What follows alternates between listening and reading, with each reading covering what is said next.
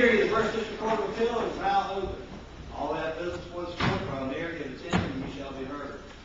President, God save the United States, the great state of Florida, and the honorable court. This honorable court. Please be seated.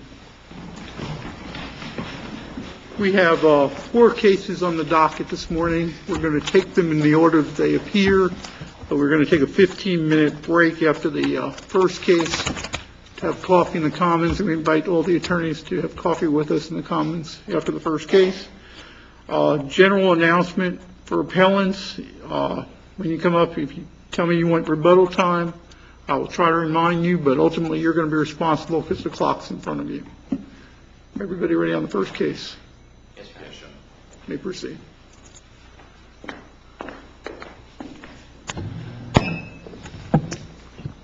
May it please the court.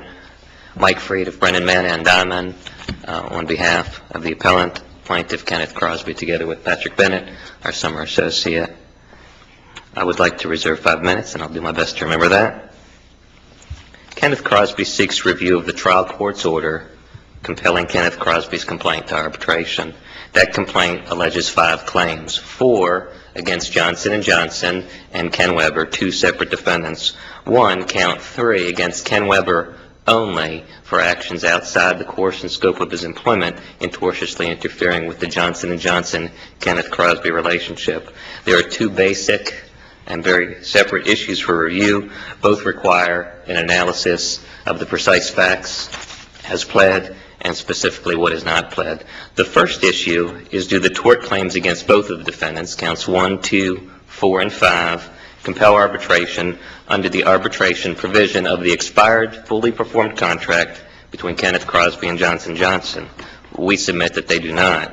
The second issue, which is even simpler, is even if they do, is there any basis for compelling arbitration as it relates to count 3, the single count against Ken Weber in connection with outside the course and scope of his employment? Count 3, you make one conclusory allegation that Mr. Weber was not working as part of his employment. But do we have to look at that one allegation outside the whole complaint? Because if you look at the whole complaint, it really appears Mr. Weber was working on behalf of Johnson & Johnson. The reason that he may have, solicited these employees was for Johnson & Johnson. So it seems a little bit, I hate using the word disingenuous, but disingenuous to say for that one particular count or that one allegation, you could avoid arbitration. Understood. So let me address that issue, and I appreciate the question. First off, the case law is clear that you need to take the allegations of the complaint as allegations, because that's what they are. We're simply at the pleading stage. And if you look at that one count, not only does it precisely allege that he's acting outside the course and scope of his employment, but as opposing counsel's brief reflects, it has to. It's a tortious interference count. And the law cited by both parties and well-established law is clear. You can't tortiously interfere with your own relationship. We allege that Ken Weber tortiously interfered with the relationship between his employer and our client, the vendor of the employer. That could only happen if he was acting outside the course and scope of his employment.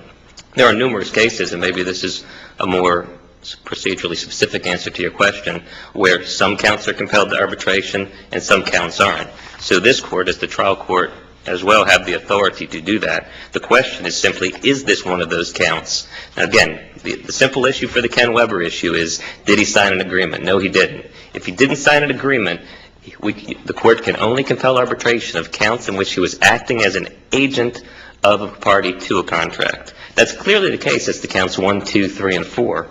But as to count 3, if you look at paragraph 6, it's straightforward. It says, as to the allegations in the complaint, except Weber's tortious interference with Kenneth Crosby's relationship with Johnson & Johnson, he was acting within the course and scope of his employment. And when you go to the paragraphs of count 3, I believe it's allegations 57 through 60, you'll see that it in fact alleges a viable count for tortious interference with an advantageous business relationship. Again, it's undisputed that that could only happen if he was acting not as an agent. Therefore, that count, no matter what the court does with the other 4, needs to be compelled to arbitration. He can't be bootstrapped in.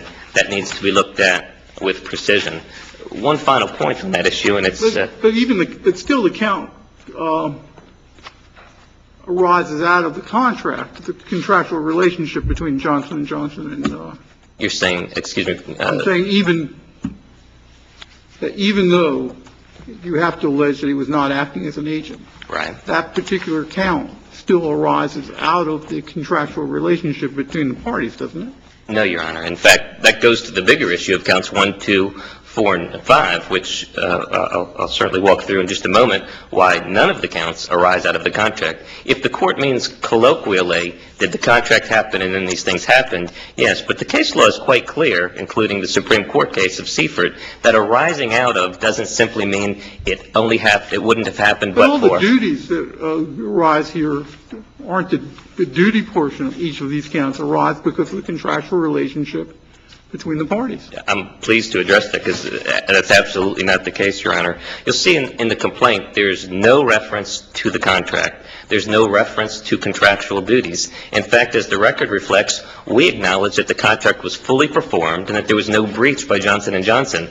What they did is violate duties that they owed. Is the fact that whether there's a breach conclusive of whether you have to go to arbitration? Because the idea, when you use it rising out of or related to, doesn't mean that you're not taking the position that when there's a contract between the parties saying arbitration, that the only thing that can come to arbitration is a breach of contract action. No, Your Honor. The case law is clear, starting with Seifert and the cases cited in it and the other cases cited in our brief, that it's not just a breach of contract claim. The first thing you need to do is look to the language of the arbitration provision, and it does in fact say arising out of or related to, and then it identifies a specific category of tort. The question that the case law answers is what does arising out of or related to mean? And what it means, and it's almost akin to the economic loss rule, is it an independent tort? Is it something that is a public duty generally owed to individuals, or is it something that's uniquely existing because of the contractual relationship of the parties?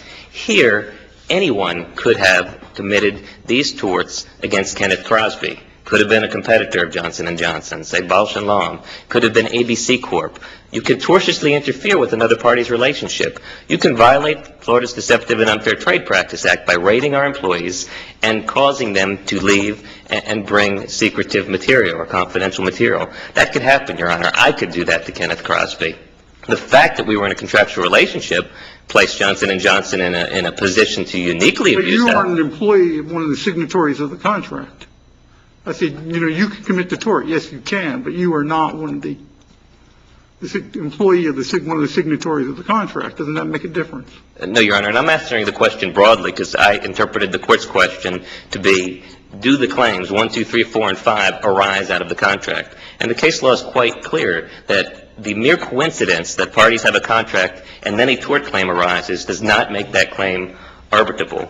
I think it's also important. Let me ask you to go back to the third count, because that does allege the interference between the two contracting parties here, and you're obviously correct that a party to a contract, at least under Florida law, cannot tortiously interfere. They either breach it or they don't. Correct. What are the ultimate facts in your complaint that would allow a court to find that Weber acted beyond the course and scope of his employment with Johnson & Johnson? That would be in the general allegation that's incorporated into count 3, and that's paragraph 6, and it's actually the last sentence. And I'll read it for the record. It begins as to the allegations in the complaint, except Weber's. I don't know that that's an ultimate fact allegation. That may be a notice pleading allegation, but I'm trying to figure out in my mind. I'm trying to do the math here. It's kind of like you're in the fourth dimension. Everything that's done here seems to be Weber acting as Johnson & Johnson's agent, except this, and I'd just like to know what it is that you're alleging that he did, where all of a sudden, in this instant, he was not acting as an agent of Johnson & Johnson. And I honestly don't get it out of your complaint. Well, I guess I can appreciate that, Your Honor. Clearly, we don't have an opportunity to amend because the arbitration has been compelled, so we are where we are. But I'm not sure about that. If you really had ultimate facts that you could plead to substantiate your legal conclusions that he was not acting as Johnson & Johnson's agent, I don't know that you. Maybe you could amend, but I got to tell you, I don't see it. Your argument raises a concern with me because you're correct on the law.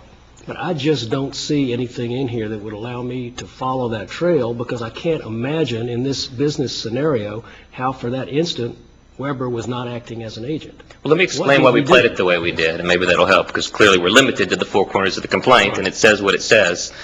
The reason we've alleged it the way we did, of course we couldn't plead and didn't plead that Johnson & Johnson tortiously interfered with its own relationship. We have an awful lot of facts. But you also couldn't plead, excuse me, you couldn't plead that Weber, unbeknownst to his principal, did the things that you said, because you've already alleged this big plot.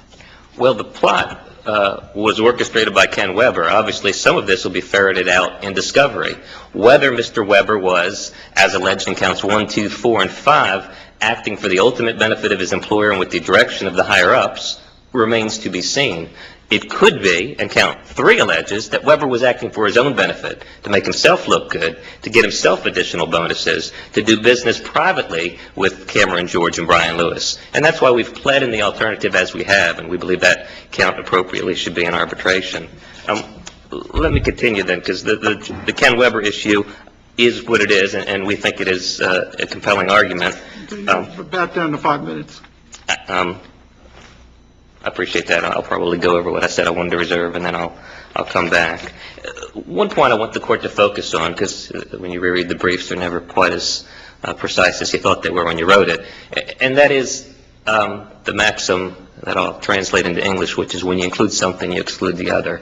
When you read the arbitration provision of the agreement, you'll see it's like some of these others in the case law. It's not nearly as broad as some, I will say, but it does include one tort. And let me be clear, they could have contracted to include all of these torts, except for the one claim against Ken Weber individually. But they would have had to be more specific.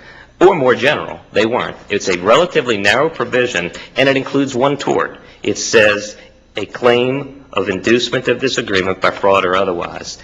Under the maxim of including some excludes the others, you'll see that there are no other tort claims. I want to challenge you on that, because that's just the way to get around this creative pleading, which we used to see all the time, where fraud and the inducement was somehow pled to be outside the contract. I think that's the only reason the lawyer drafting this would have included. Well, I certainly understand why it's there, but the question is, why aren't other things there? Because people were able to successfully plead fraud and the inducement and what were really breach of contract claims, and sometimes get punitive damages. That's my suggestion to you. I respect the court's position. Again, I would say under the case law, though, if you focus on the arising out of or related to language in the case law, which is cited in our brief, and I don't have time right now to go through, you'll see that those cases precisely say that if you've got an independent tort and it's a duty that's owed to the public at large, and there's nothing unique about the contractual situation that gets you here, that is not arising out of or related to the contract, and the parties shouldn't give up their constitutional right to a trial simply because at one point they had a contract that admittedly was fully performed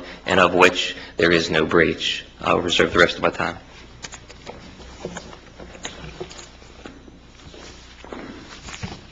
Your Honor, and it pleases the court, just for the eyesight.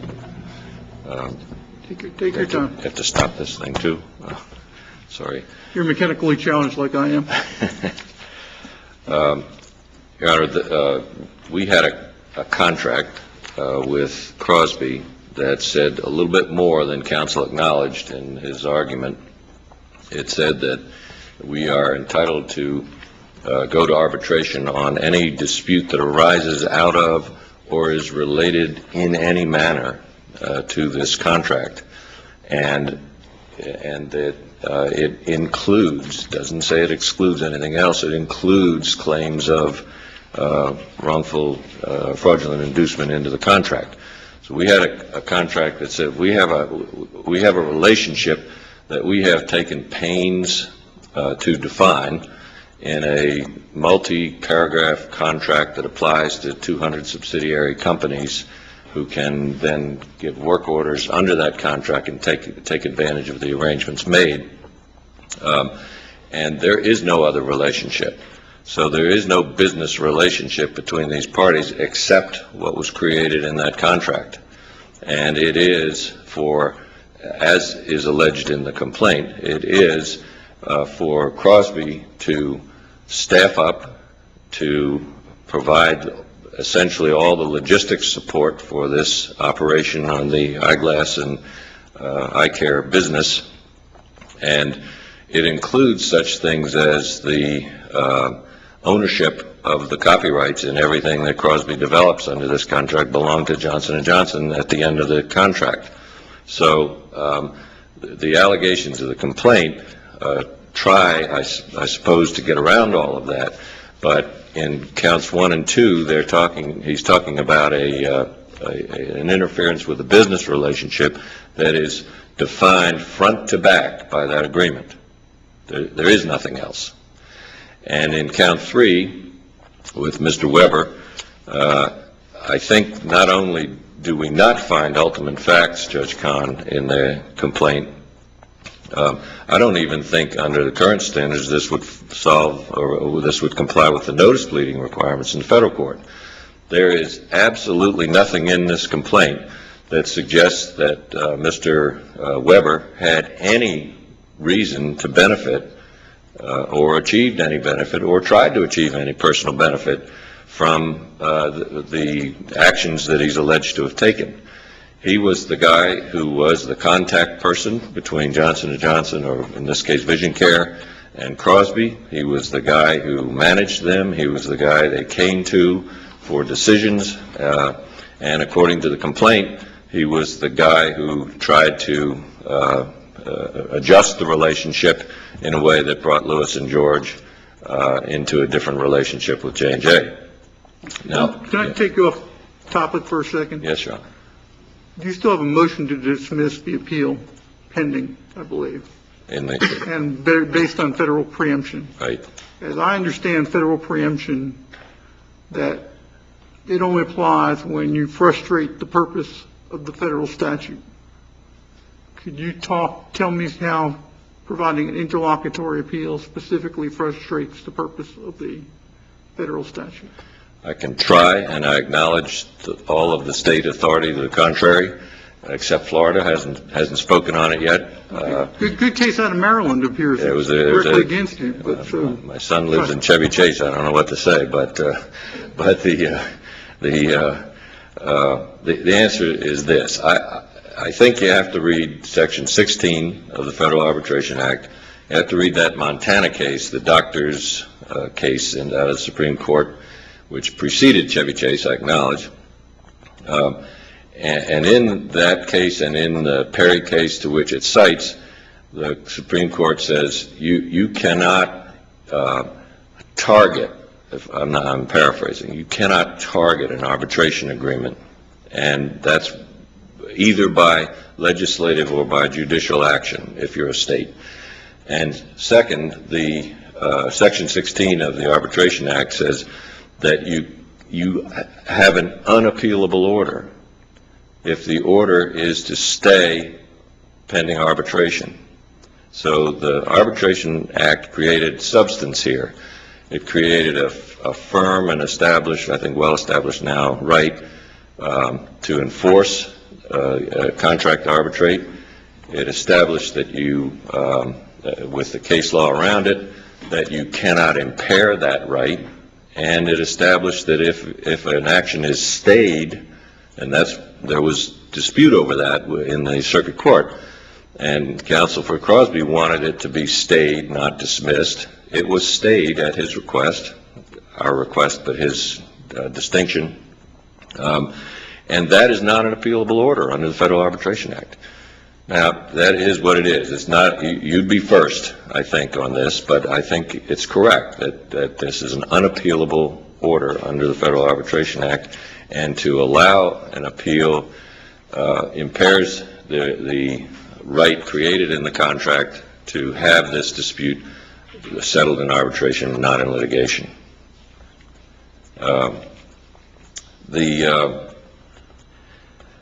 The Seifert case counsel referred to, we acknowledge, obviously, the general protection of tort law and the common law is not subject to the arbitration in the Seifert case.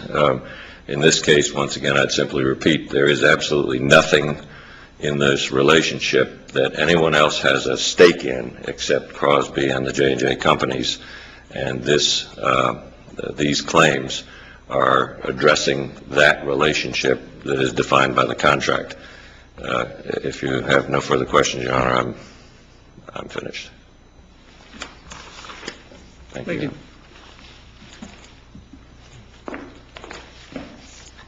I need an extra minute to adjust the podium.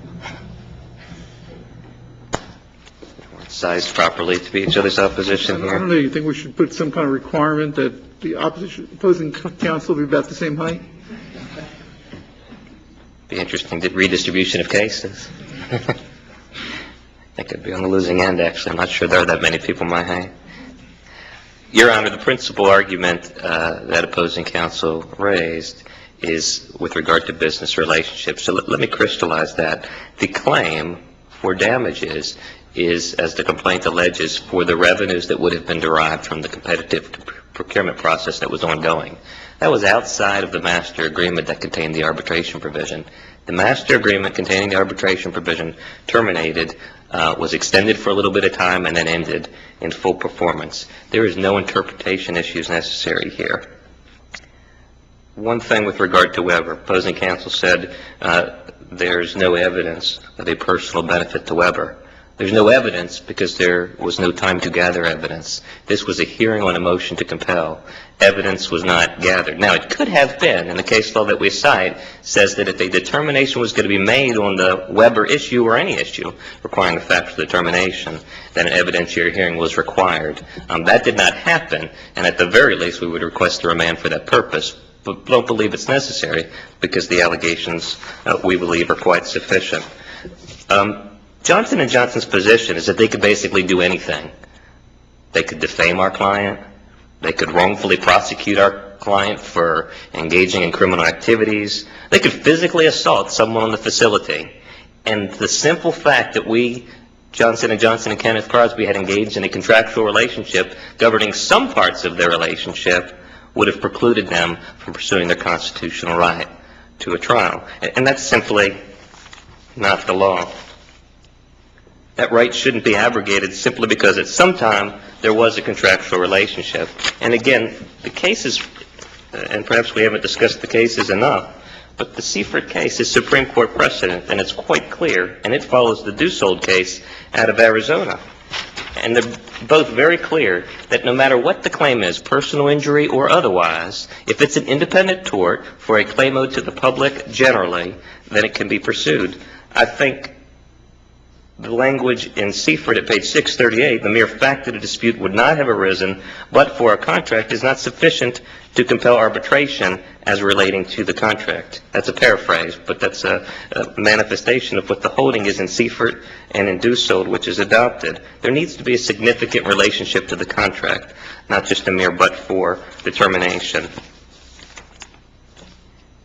Again, Kenneth Crosby had a constitutional right, has that constitutional right to a trial. That shouldn't be abrogated simply because at one time they had a contract that doesn't govern this dispute.